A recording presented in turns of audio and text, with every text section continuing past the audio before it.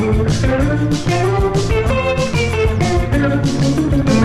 personal rebrand for 2023 is to become the Sleepy Time Bear from the Celestial Season Sleepy Time Tea. It's my new aesthetic, no further questions. Thank you. We are well into 2023 now. We are approximately 2 weeks in. And we probably have not kept up with our goals of being a clean girl, vanilla girl, coquette girl, like we so wished. Many people are also straying away from their alt girl, indie girl persona. Like literally, I have seen a plethora of videos of people being like, I'm getting rid of all my indie girl shit. Thank God I got out of that phase.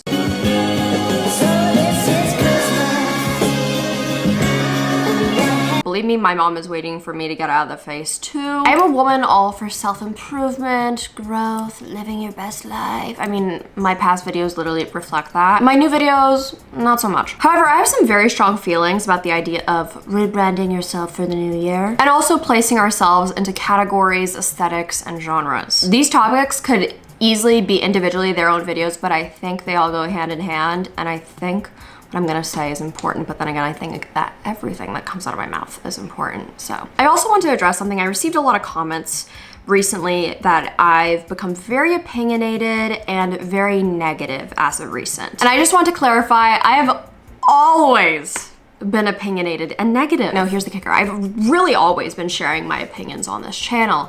The only difference is that now I don't share videos of me lasering my asshole for the internet as much. So say what you really mean. You miss me talking about my butthole on this channel. You can say it. This is a safe space. It's okay. Just say it. Anyway, I'm glad that we got that out of the way. So back to my negativity. Do we really need to rebrand ourselves? Also, what the fuck does that mean? Things you can do to completely rebrand yourself in the next 90 days. How to rebrand yourself is hot and mysterious, part 2. When reinventing yourself, looks are important. I've successfully rebranded myself several times. It's time for a rebrand, and I'm not talking about your business. When I think of rebranding, I think of luxury brands changing their logos to all look very similar and basic when they were once so like regal and beautiful. And I also think about how Abercrombie kind of has good clothes now. The definition of rebrand. Rebranding is the process of changing the corporate image of an organization. It is a market strategy of giving a new name, symbol, or change in design for an already established brand. The idea behind rebranding is to create a different identity for a brand from its competitors in the market. No one, and I mean no one, is walking around being like, oh my God, have you seen Nicole's new rebrand? She's a cunt now. That sentence is actually a real statement that I have heard, like through the grapevine, except just take away the word rebrand, because nobody fucking uses it outside of the internet. At least I hope not. Why? Because we're not a goddamn brand. I don't care if you're an influencer or a socialite or literally have the same job as fucking me. I'm talking about people like me. You're not a brand. As much as you like to think that you are. We sure like to treat ourselves like one, but we are not a brand. In today's video, I'm not gonna pretend like you're an idiot. I usually do treat you like you're an idiot, but not today. And I'm not gonna pretend like you guys haven't seen all the different like aesthetics and genres and stuff online and what the hell that means. Especially if you use like Pinterest or TikTok or have a young person in your life. I personally don't interact with anyone who's like more than 6 months younger than I am, because I find that I really need to surround myself with people whose prefrontal cortex is developed or very near being finished to developing, final stages of development. And I find if I don't, then I start regressing. What the fuck? Just kidding, I'm only 23, mine isn't done developing yet. My brain hasn't gotten an update like literally in a while. Like whenever I go like this, it's just the spinning loading circle behind my eyes for like the last year or so. Do you have to do that? I think the idea of rebranding ourselves and putting ourselves into like little genres and aesthetics isn't anything new, but it's definitely way more prevalent now than it ever has been before. Are you a coquette girl? Are you a vanilla girl? An alt girl? A clean girl? Dark academia? Fairy grunge? Uptown girl? Y2K? Personally, I'm none of these aesthetics, okay? I'm better than everyone. And I don't plan on changing my aesthetic or my genre or rebranding really until my, prefrontal cortex develops, which is in about like a year and a half. And my goal is to become him until the end of time. No, but truly putting our style and fashion sense into genres can be a very good thing. It's a good method to use if you're trying to like find your own personal style and explore it, especially on the internet. If you said vanilla girl aesthetic to a Victorian child, he would implode and then throw up in that order. But if you're making a Pinterest mood board, then yeah, it's gonna curate the perfect feed for you. People tend to ask me like what my aesthetic is, and I don't have an answer, not because I'm a gatekeeper, which I absolutely am, but mainly because I just feel like a little melting pot of a whole bunch of things. I'm like the United States of aesthetics. I don't stick to a certain aesthetic or genre. I like what I like, and it's a whole like Mod Podge of things, and I like it like that. And I think there can kind of be an issue when your style and your interests only reflects what is currently on trend. And I want to add, liking trendy things is completely okay. There is nothing wrong with liking things that are trendy or basic. Like, they're trendy for a reason, and a lot of people like them for a reason. However, when you base your personal sense of style off of what is popular in that current moment, we have problems like fast fashion, overconsumption, micro trends. You like something and it's probably gonna be out of style the next week. And this is especially an issue if you are basing your whole entire personality, not just your fashion sense, but your whole life aesthetic and personal lifestyle rebrand off of these certain micro trends. For me personally, I want my chosen hobby to also fit the aesthetic of the girl that I most want to become. So if you're like a light academia type of girly, maybe you put on your favorite flowy skirt, hit up your favorite coffee shop, and then go sit in a park and read a book. I didn't have a strong sense of style until I was about like 20, 21-ish or so. Number one, because I didn't have money. I rolled burritos for a living. There's not a lot of money in that. Number two, I had uniforms in high school, not because it was like, oh, we're a bougie high school. Not at all. It was because literally they were like, this is gonna stop bullying. It didn't stop bullying. And number three, fashion honestly really stressed me out. Like, it was just like the last thing on my mind. From ages like 13 to 18, I didn't have to think about style at all. And then suddenly I was allowed to wear whatever I wanted to wear in college. And I was like, I don't know what to wear. I remember my one roommate in college, not rotisserie chicken in the pantry girl, another girl. She was like, Nicole, you have no taste. You have no sense of style. You're tacky and I hate you. And you're a virgin who can't drive. And I was like, okay. So that was like a usual conversation that her and I had. Anyway, she's like, come on, let me style you. Let's go take photos in the park. And this bitch put me in a big hat, like one of the big hats. You know which big hat I'm talking about. You know what I'm talking about. I fucking did that. And I hated the way that I looked. I hated it. And I was like, okay, I'm glad that I tried that. I'm glad I tried something that I didn't like, because now I know what I absolutely do not like. I wouldn't have known if I never tried it. I also learned, I think that this girl is trying to sabotage me because she was trying to convince me that I looked really good in this big hat. The thing that helped me with my personal style the most was experimenting and curating my own taste based off of trying different things and seeing what other people were wearing. And I feel like now at 23, my personal sense of style and my interior design of my own apartment now, I feel like it accurately reflects that, but simply because it's important to me. When I was a kid, I wanted to be preppy so bad. I saw people wearing Abercrombie and Hollister, and all my family could afford at the time was like Aeropostale on clearance and Hollister sometimes. You're going to jail. Getting an Abercrombie hoodie for Christmas was like the most fulfilling moment of my entire life. And I think it's ingrained within us to believe that when we find our aesthetic, that we will finally feel fulfilled within our lives. Like, fitting into an aesthetic is the equivalent of soul searching. And it doesn't help that we have more access to strangers online than we ever have had before, so we can witness plenty of people's aesthetics and styles and categories and everything. Like, we're all just little Bella Hadid, Orion Carlotto, Alex Earls, little minions. We too can buy the same things that they buy, live the same lifestyles they have, do the same hobbies, dress the same, do our makeup the same, do our hair the same, basically cosplay as them. And maybe then we will feel whole. And I think that's a big fat lie that we're being spoon-fed, because it's just not true. You will not feel whole once you reach a certain aesthetic, because you will feel empty as soon as that trend is out of style.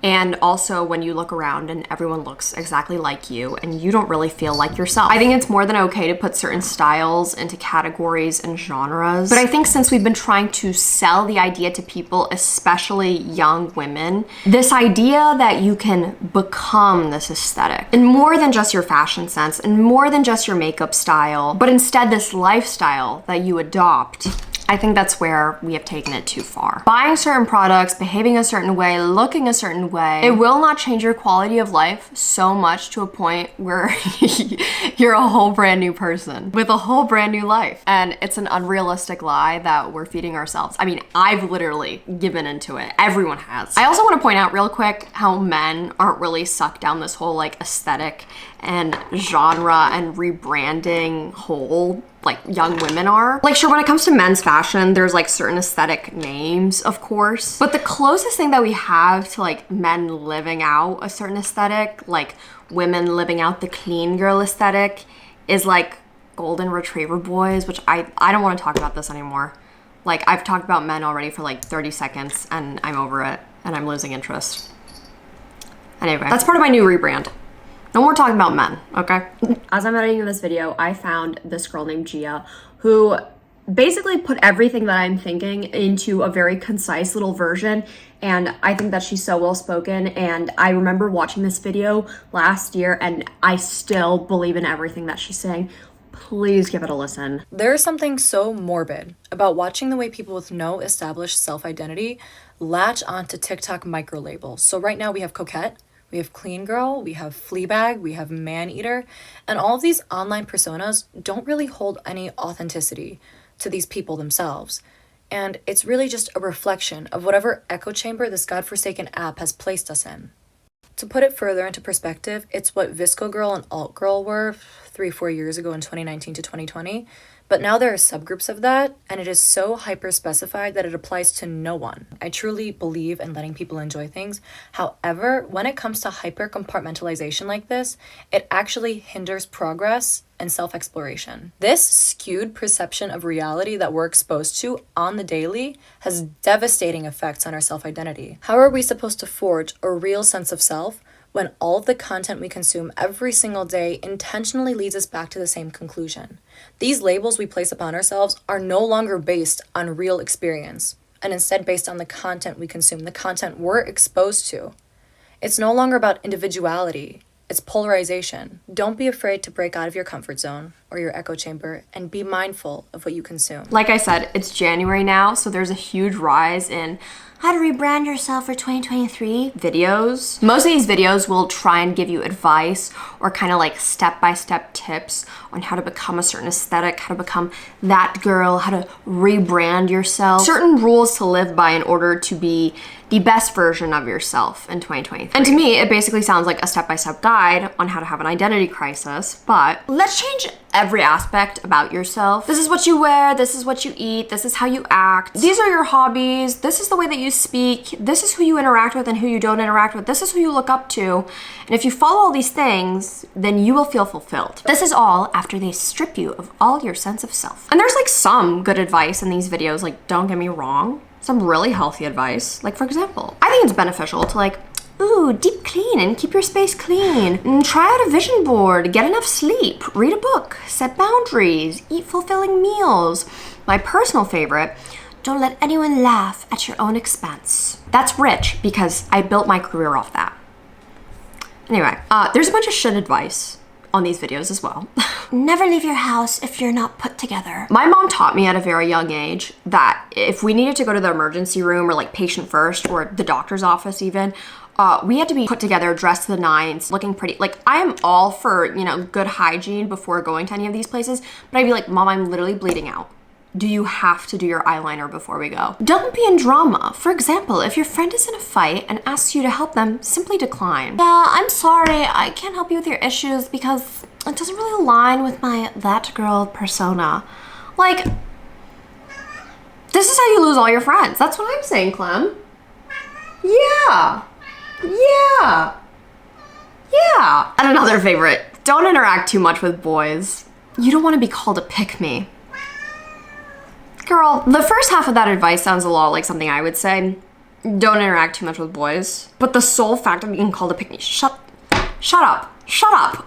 Does anyone actually like go through with this advice and actually like follow through with it? Or is it instead just anxiety inducing and making young women feel like they're not doing the absolute most at all times possible to be the best version of themselves at all times. Because oh my god, new year means that you have to rebrand yourself or else you're wasting your time and you have to find your own personal aesthetic so that you're the best version of yourself. Like, it's exhausting. And I think a lot of these people who make these videos like have good intentions. I think they also see like an opportunity for their video to go viral because that's what's popular right now. Like, all right, here's some things that I've learned myself and that have helped me, or maybe things that they have never even used, but they're like, this seems like good advice for young people. But in my personal opinion, life is just not meant to be followed like it's some like fucking rule book.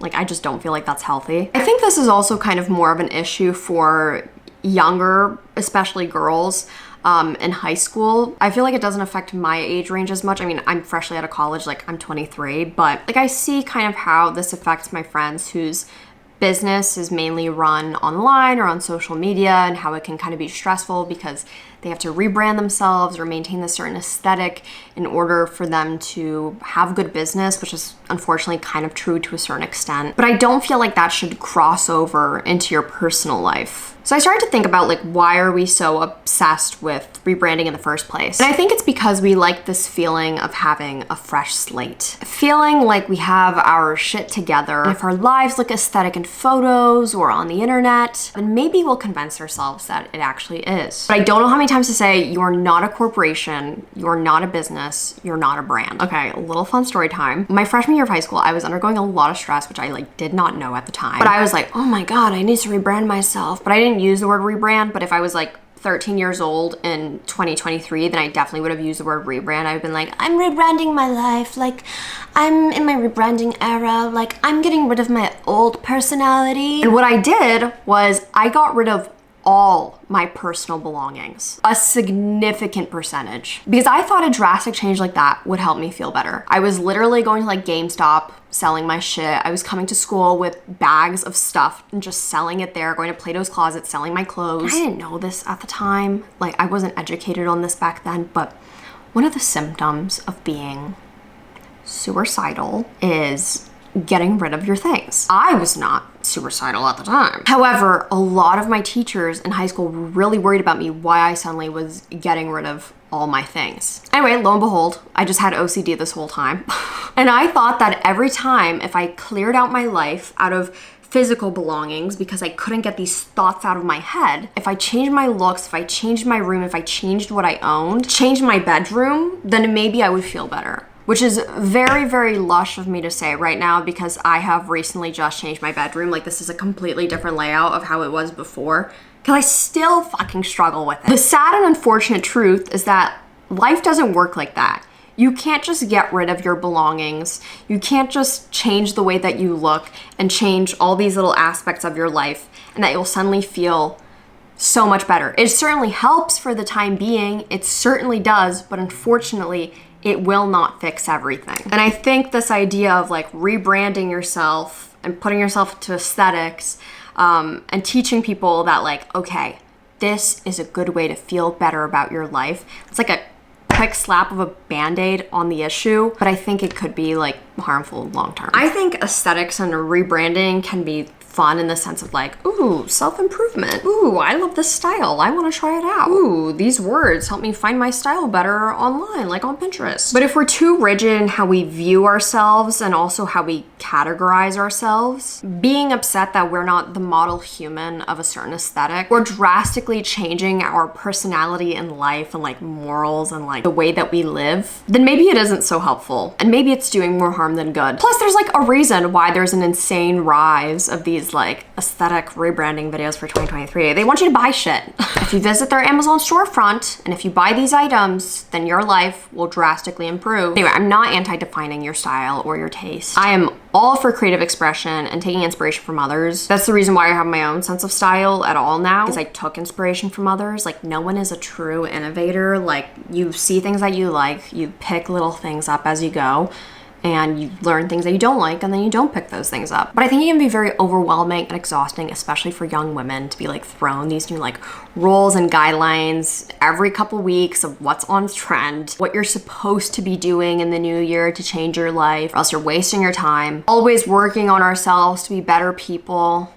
I'd love to see men do that. How to be that girl, how to completely change yourself in the new year, how to be part of this new aesthetic, blah, blah, blah, blah. Like, I think we can all agree that most young women's head sounds like this.